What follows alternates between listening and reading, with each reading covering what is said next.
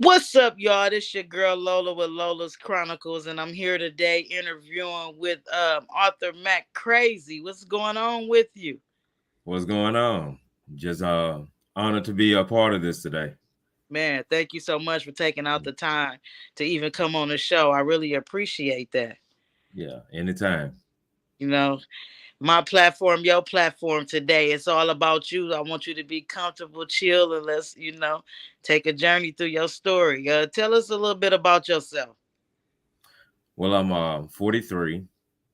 Um, I have currently 8 books that I've self-published that are on Amazon. I'm the founder and owner of JEB Publishing LLC, and I'm also a bonded Tennessee notary public. Okay, check you out. You got a lot of stuff Yeah. going on there. Oh yeah, yeah. That's Oh, stuff. and there's more.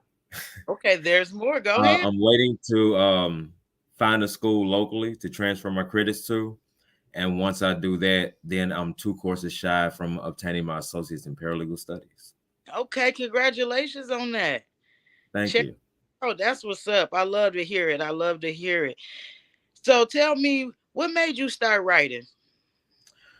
Well, I when I was probably in middle school, I started off with poetry, and I kind of what's the word I'm looking for? I kind of moved away from it. Other things started happening in my life or whatnot. So I ended up catching some charges in Nashville. So when I was in the county jail awaiting trial, I had 2 co-defendants. And when I got my paperwork and found out what was actually said in their statements, I'm like, wow, y'all just going to twist it up and make me out to be the mastermind of everything. Right. Paint the picture. So, right. So while I was in the county jail, I actually wrote the first book I actually wrote was Robbery Gone Bad. And I was, basically detailing everything that happened, transpiring up from 6 o'clock that morning up until I got shot 8:30 that evening. Mm. And it went back to touch on some things that we had done prior, and it followed the court proceedings and all of that. And I had to keep that in the cut because some of the stuff that I was speaking on was still within the statute of limitations. Okay. Right. So once the statute of limitations ran out, where they couldn't come say anything to me about anything, then that's when I decided to go ahead and release it. Right. So when you send me your bio, you were telling me you served 14 years in prison. 14 years, 7 months, day to day. And now you're a published author. You have your own publishing LLC, and you got a lot of things going on. I want to commend you and pat you on your back for that. Because a Thank lot of people, come out institutionalized and don't understand that their life isn't over. It's kind of like a different beginning, and you took something of it and you make it something of yourself. So I'm definitely proud of you on that, my brother. Right. And the thing with that, within those 14 and a half years, I've seen so many individuals get out, come right back, get out, come right back. And I'm like, why? And there was this one guy that I grew up with, and he was a local rapper, from Memphis, and he was saying what he was going to do when he got out. Well, lo and behold, he got out and ended up going right back. So I had to start looking at things from a different perspective. What can I do to make sure that I don't come back? Exactly. So I was coming up with all these different ideas, writing all these books, and everything was on paper in tangible form. So every couple of years, I would go back, revisit, do editing, and stuff like that. Might add some things, remove some things, change some things. And I actually had set a timeline prior to my release. So the initial timeline was within the first year, I wanted to be re-enrolled in school. And within the first 18 months, I wanted to have at least one book published. Okay. Well, that didn't happen. I was enrolled in the online classes 3 months after my release, and I self-published my first book 6 months after my release. And within that first year, I had self-published three. Mm. So as far as the business, the services that I offer, I had them separated under different corporate entities. Right. So a couple of years ago, I pulled them out, looked them over, just you know, had some free time on my hands, and I'm thinking it takes money to start a business. Oh yes, most definitely takes some money to Right. start a business. You know what I'm saying? Right. Understand? And I have several businesses that I would really like to jumpstart. So I'm like, I don't need all this. Right. So what I did, I took the services, compiled them, and offered them under one company. And there it is, JEB Publishing LLC. So that's what's up. See, sometimes you do as a business starting up, you know what I'm saying? It do have you all over the place. You know what I'm Right. saying? Once you get it all confined under one, it's more easier for you to maneuver through and prosper through. So yeah, I get Right. exactly what you're saying. So how would you say writing changed your life? It became an outlet, literally. Um, and you could you would know how much of an outlet if you was to read I think it was my second release, Armageddon, A Convict's Revenge. Okay. And basically the plot is this guy gets out of prison. He's well versed in the law, gets hired on at this prestigious law firm in Nashville, Hmm. and given the title of lead paralegal. But the story is being told from three different perspectives. So it's being told from his perspective, the perspective of the Metro Nashville Police Department, the homicide detectives, and then prison administrative personnel Okay. perspective. So it's like when he was in there, they mistreated him, they abused their authority, and they harassed him. And so he told him, when I get out, I'm gonna get you. So it's like now stuff is happening all over the place. So they scrambling trying to figure out what's going on. The detectives trying to figure out who's doing all this. Then they're coming together trying to figure it out and come up with ideas. And he's over here, he's just going to the office every day and he working all these cases, he getting all this money, and it's like towards the end is like everything comes together crashing and everything is revealed. Everything. See, that sounds like something I like to read. Being a Right, self, you try to write those type of books to keep people interested and you right, intrigued. And it sounds like that's something that have me like, especially right. everything the way you said that everything hit the fan at the end. So Yeah, and yeah. it's like, And then the thing about that one is individuals that were incarcerated with me at a certain facility in Nashville, you mm, know, special needs facility, what is the lowest MDBR special needs facility in Nashville. Anyone who was there with me during the time, the 18 months I was there, they read it, they will know exactly who each character is based upon. who is based You upon. know, That's right? dope. Because even though I've changed the names, the initials, still the same. And the personalities don't change. Right, They know what right, the hell you right. talking about. You're That right. So it's like when I was there, me being knowledgeable in the law and policies and the Constitution, I was hitting them left and right with paperwork. They didn't like that. Then I started helping others hit them with paperwork. They really didn't like that. right. So I ended up going to the hole for 4.5 months straight, no breaks. I get out. They come with some other nonsense. So I spearheaded a mass grievance filing, and the way it was worded was letting them know we're suiting up for legal action. And next thing you know, I'm right back in the hole this time for 5 months. So, and they did all kinds of nonsense Right. to the point where, I mean, they're violating policy. The institutional policy, the DOC policy, they're in violating constitutional laws. And I'm attacking it. I'm confronting them on it. I'm calling them out on it. So the stuff that they were doing, okay, I ain't gonna cuss you out. I ain't gonna lay my hands on you. Right. I'm just gonna kill you in a book. Yeah, I'm gonna kill you off in the book. Yeah, Right, too. right. You And know, that's what that book is based upon. and I get that because like I said, being a writer is it's a different outlet. You know what I'm saying? Yeah, So you're able to handle a situation in a different form than right.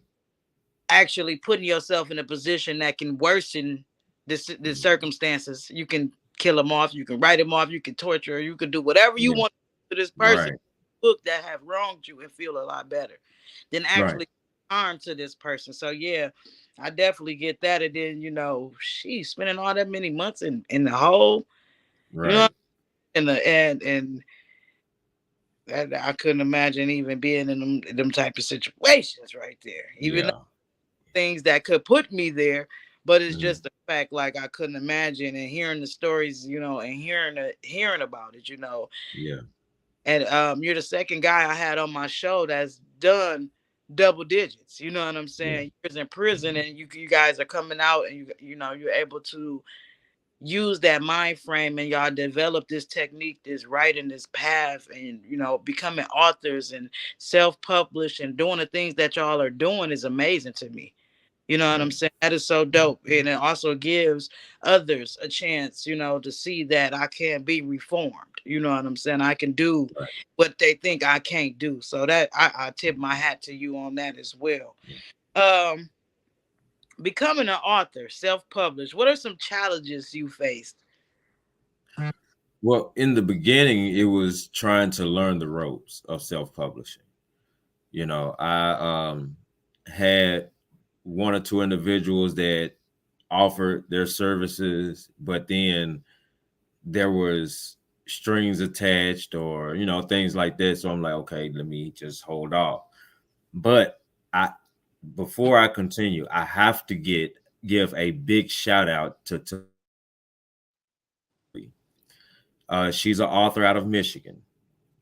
She made a post, and because I went on Facebook and I'm joining all these author groups, all these writer groups, Say her name again. and Tamiki O'Dooley, Okay. yeah, um, she had made a post. I think, are you an author or a reader? So I commented, aspiring author.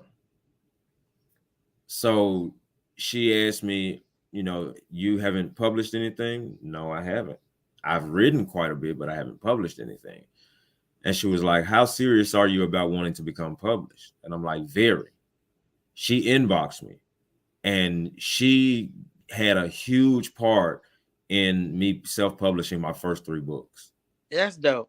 And And yeah, and she showed me the ropes, and here I am. shouts out to her because I had somebody do the same thing for me. Mhm. Uh, before I became self-published last Mhm. year, and it was just more so I was over the writing career. I was just done. It wasn't going in my favor. It was just like, forget it. I don't want to do this no more. It's becoming too stressful. And someone from Facebook reached out to me, Mhm. and we got in tune with each other. And here I am getting ready to self-publish my fourth book. And I'm just like, so I shout out to her. Shout out to the people that reach out and Right, want other people make it, because that's dope. So shout right, out. yeah. What would you say? Who would you say inspires you? My cousin, Hmm. his name is Rob D, Robdee. He's in Nashville. I actually have one of his shirts on, Okay, which is shout the out. title. Yeah, it's the title of one of his songs that he did a remix with Project Pat, Okay. and it had actually taken TikTok by storm last year and earlier this year. And Fabulous also sampled that song on one of his songs called Options off of the I think it was like a Summertime Shootout or something like that mixtape. Okay. So he's been in the music scene for decades, and he still even today gets up there and rock the stage. Actually, he has a concert tomorrow in Nashville, and he's participating in a concert here in Memphis in January, which I plan to attend. Okay. And it's like with him, no matter what the naysayers would say, he would still stand his ground, still work on honing his craft. And I mean, I just looking at the clips of his stage performance, Mhm. he rocks the stage every time, That's what's up. Yeah. you know. So it's like his persistence and his determination and his dedication in believing in what he's doing, and now it's starting to take off. I mean, it's like, how could you not be inspired by that? Yeah. Shout out to Cuz. You know what I'm saying? Yeah, Shout out to Cuz. That sound dope though too. yeah. So that's what's up. What advice would you give your younger self? The advice I would give my younger self: be smarter and more cautious in how you move. Because I mean, it's like I went through a lot of things that could have been avoided, but at the same time, that's what made me who I am. You Exactly. know, when people read my book Robbery Gone Bad, which is based upon my charges, or when I verbally tell them of what I went through and how it turned out, and I would always get the same question: I bet if you can go back and do it again, man, you wouldn't have did that. I wouldn't have changed anything. Right. Just change the You know, way you did it. because it's like, had I not gotten shot on January 31st, 2002, and gone to prison, I probably would have still been out there doing the same thing. And either I would have ended up accidentally killing someone during a robbery, or someone would have killed me. You know. Then also, had it not happened, I wouldn't have taken the time to sit down and write no book, much less 8, 9 of them. Right. That part. You know, the music that I've written, I wouldn't have been sitting still long enough to write anything. And I never would have. And the biggest thing is, I never would have discovered my passion for law and chose to pursue that after being released from prison. What You made you know, get off into that? Like, to well, well, I ended up getting a job in the library as just a regular library aide. Mhm. So my responsibilities were to man the front desk. People want to check out a book or check out a magazine or a newspaper. I'm the one that would process that. So the supervisor that we had at the time, he convinced the associate warden of programs to allow us to have laptop computers just for the workers. So we get those, and he eventually convinced her to get some more for the general population to use for the typing up their documents or whatever. So during count time, I'm at the desk and I'm typing up one of my books, and one of the legal aides came over and he's leaning on the counter watching me. I didn't pay it no mind because I had gotten used to it. When I'm up there typing, I mean, 'cause like the last time I was tested when I was at FedEx, my speed count is 50 words a minute. Okay. So, of course, you especially in a prison setting, you seeing somebody typing like that, let me, oh, Right. he good with it. So he stood there watching for a minute. He was like, you pretty good with that computer, aren't you? I said, I'm all right. He was like, well, I got a proposition for you to make some little money on the side. So I'm like, okay. He said, how would you like to type our legal documents for us? And there was 3 of them in there. Okay. So I'm like, okay, sure. So he was like, how much you will charge? So I didn't have time to research the pricing of the field and whatnot. So I just threw a number out there, $1 a page. So he was like, okay, bet. So I started typing up legal documents. Little did I know, legal documents can range in size from 1 page to upwards of 25, 30 pages. So you, Right. uh, Yeah. But I mean, I was knocking them out left and right, and the money was coming in. right. So one day, and then also I'm editing, spell checking and all that.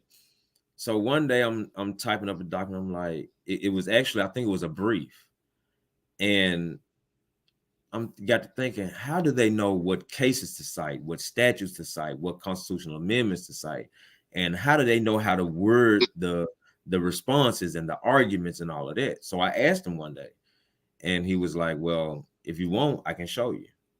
I'm like, "Okay." So him and another one combined at that time had a total of like 35, 40 years in prison, and a Okay. total combined maybe about 25 years, 25 years of being legal aids. So they taught me what they knew. And by the time they were done with me, I had developed my own reputation. So it was like, I mean, it was a good thing, but it got kind of worrisome because it's like I get transferred to another facility. Before I can start unpacking, they at my door. Hey, ain't you Mac Krazie, the one they say cold with the legal work? Yeah. Hey, bro, can you look at my case? Hold on. Can I unpack first? You know. Right. I So got here. Y'all trying to let me, can I figure out where I'm at before I, right, you know what I'm saying? right. That's amazing, So be yeah, able to help people though, understand yeah, or what's going on, you know. right, A lot of people not educated enough to even comprehend the small things. You know what I mean? right, So right, to have somebody step in and help them decipher that, that plays a big part in giving them motivation and hope to or either to learn. So, it's good right. that you was open minded enough to take the initiative to even learn that. Yeah, And on top of that, be like, okay, I'm gonna help others. You know what I'm right. saying? It do Yeah, become overwhelming when they trying to, beat your block down. Like, look, so like you said, like, damn, man, I'm just trying to chill today. But right, I think right. when God puts something in your path, you can't, when He opened the Ignore it. door, you Yeah, walk you got to walk in. Right, and make that decision. You got to be able to do what you got to do. You know what I'm saying? And it's no yeah, problem with walking in and doing what you have to do to go through those doors. And you never know who it might help, right, who life it might save. Your story today might inspire. You never know who. You know what I'm right. saying? I, And it's funny that you said that because when I first came home, um, my late pastor and my mom both, which my mom is an evangelist missionary, okay. they both, you know, tried to talk me into speaking to like troubled youth or whatnot. And I'm like, I can't, because my pastor was like, you never know who your testimony would help. And I'm like, well, right now, I'm not ready to do outreach speaking like that. I'm not in a position to.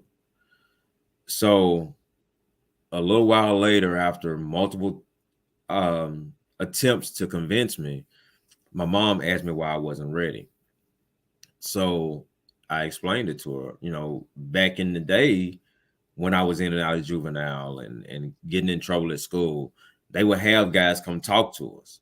Yeah. And if you follow this path, you'll run into this. But if you follow this path, you'll achieve this. And the one question that would always be presented, well, if this is the path and you followed this path, what do you have to show for Right. it? Exactly. And 9 times out of 10, they didn't have anything. So me being fresh out of prison, I mean, I can't preach if I can't practice what I preach, in a sense. So Exactly. Now here it is, 7.5 years later, I'm ready, Yeah. you know, because within those 7.5 years that I've been home, I've gotten my license reinstated. I have a vehicle that's paid for, registered in my name and insured. I have 8 books currently on Amazon that I've self-published, and I have my own business. You know, so now I can go and speak to them, and when they present me with that question, You well, I got. have this, and that. I have got to answer. And like, right. And there's another guy that I was incarcerated with, Eric McCord in Nashville. Shout out to Eric McCord. He reached out to me last week. He's starting a nonprofit, Mm, and it's called A Fork in the Road. So basically, the concept of his nonprofit is community outreach for at-risk youth. He has multiple professionals, signed up to and committed to assist, to show them, the benefits of different trades and show them how to do these trades.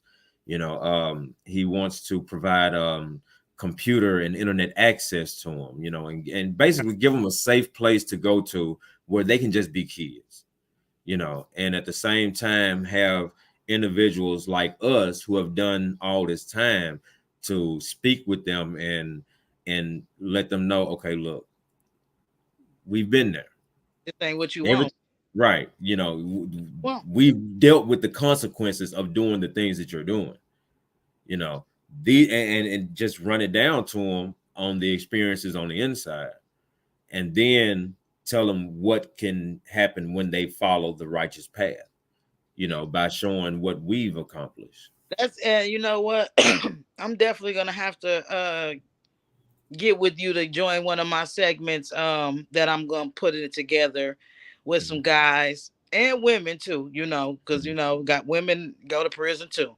Right. But segment together with a few other people who've done time and just basically talk about experience and things that led them to get there, um prevention, Mhm. to younger kids, because I want to make a PowerPoint out of it one day, because I feel like so many people right now on social media, you got so many kids that's in prison on these phones and videos, and they Mhm. making it seem like it's okay.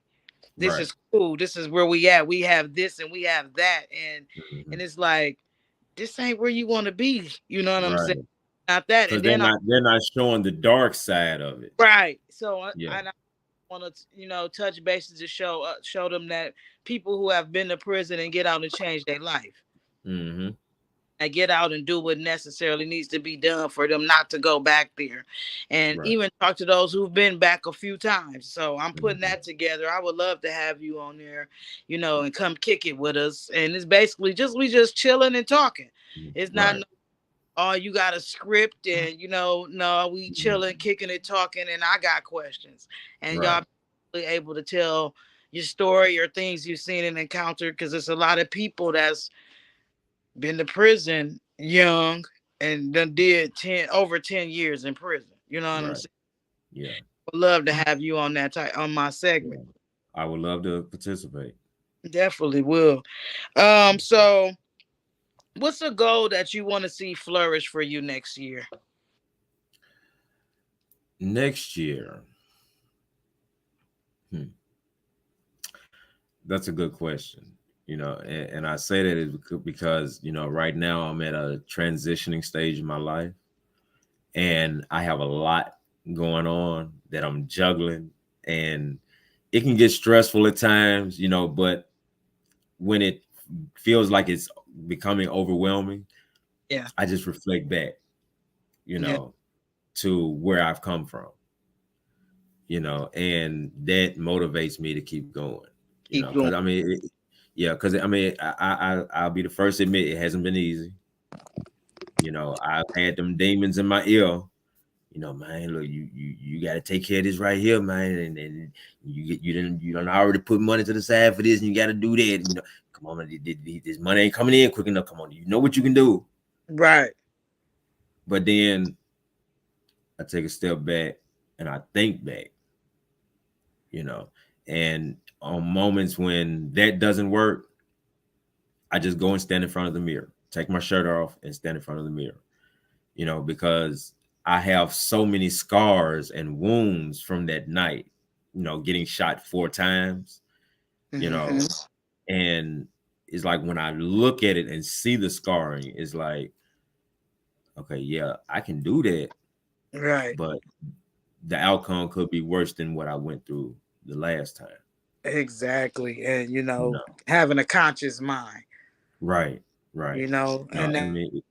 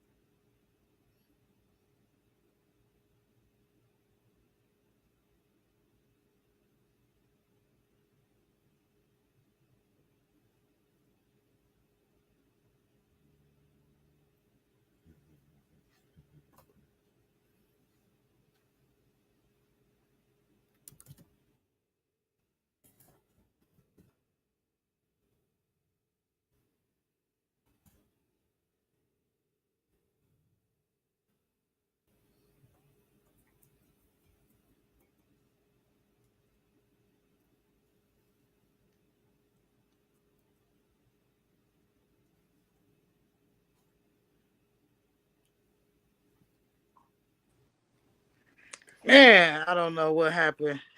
Can you hear okay, me? yeah, I don't know what happened. yeah. Technology does what This it is wants when it crazy. wants. Now I can't hear you. You can't. I don't know. Somebody was calling and blocked out the whole everything. Oh wow. But you can hear me. Yeah. Okay. Leave out and come back in. Okay. This is crazy. People see you live and still try to call you. Like this don't make no sense.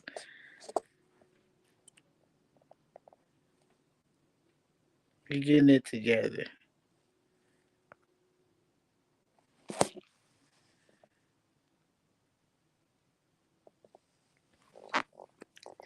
You gotta come back in. Y'all tuning in to checking out his story. It's very interesting.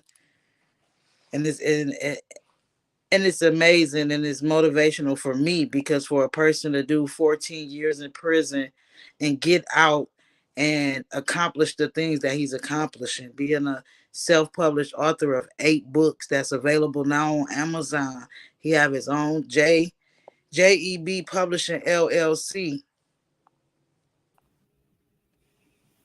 Yes, Okay. Can you hear me? yes, we back together. We is back. The connection, the technical difficulties. I apologize. Yeah. But what I was saying was I'm amazed About having a at the conscious things, mind. huh? Yeah. About having a conscious mind about Yeah, having a looking back. conscious Yeah. mind on making the right decision. You know what I'm saying? Right. Because it's not always easy trying to do the right thing. It's not. Right.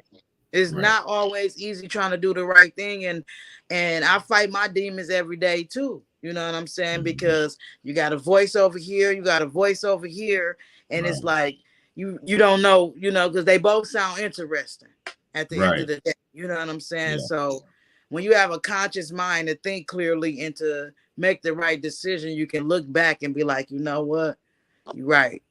It could be a lot worse because I'm here for a reason. You know what I'm Right. saying? A lot of people didn't make it past the Yeah. first bullet. You know what I'm saying? And Hmm. for you to be here past four and all the things that you got going on is amazing. You know, and then you Yeah. keep doing what you got to do. Yeah. So if people The, say that, yeah. The thing about that second chance, that was like the first of many. You know how sometimes we get ourselves in situations, and the first thing we do, God, if you please get me out of this, I promise you I won't do it again. Guilty. mm, During recovery from getting shot, I was doing the begging and pleading, and he brought me out. Well, when I went to prison, I slipped back into the same train of thought. 2013 in August, um, while walking down the side library, you know how when you get a spell of dizziness mm-hmm. and you stop and be still and it passed. I experienced that, but it didn't pass. The last two things I remember hearing is someone saying, we're not going to take a chance due to the change of his mental state. And someone saying, we need to get him on a helicopter. And me telling them, no, because I don't fly. I woke up the next evening in neuro ICU in Vanderbilt. I had suffered a ruptured brain aneurysm that came out of nowhere. 2 years later in 2015, well, during that recovery, same thing. You get me through this, I'll straighten up. I'll walk straight and narrow. Got back in general population, same train of thought. 2 years later in 2015, during a routine follow up, they found a second aneurysm and actually had to perform a craniotomy to go in and clamp it. So, again, you helped me through this, I'll straighten up. He pulled me through that one. It was a done deal. Yep, money nothing but God. Ain't Yeah. nothing but God. You know what I'm Hmm. saying? For those type of circumstances. So you right. Can't do nothing without God, especially, Right. you know what I'm saying, making it through that. So how can people find you or your books? My books are currently on Amazon. Just they can look up Mac Krazie. Um, I'm also on Facebook. Um, Mac Krazie Author is my personal page. I also have one, Author Mac Krazie, and then JEB Publishing LLC. I also have YouTube channel for my business. Same thing, JEB Publishing LLC. And for those that want to reach out to me directly, I have sets for sale, and they can reach me at 901-417-4965. All right, y'all heard it. Y'all hear that? You heard it here. Y'all cop them books. Support my brother out here doing this thing. I want to say I thank you so much for taking the time to come on the show. Of course, it was You're my more pleasure. than welcome. If there's anything that I can help you with, as far as if it's promoting a shout out, just let me know. I'll definitely Okay. get with you though soon about that segment so I can have you involved. And Okay. I would love for you to be a part of that. And y'all make sure y'all share, like, and subscribe to my YouTube channel at Jadonna Mathis. Make sure y'all share this video. It'll be up on all streaming platforms by the morning. Make sure y'all tune in. Thanks you again for coming on Lola's Chronicles, and we out. Peace.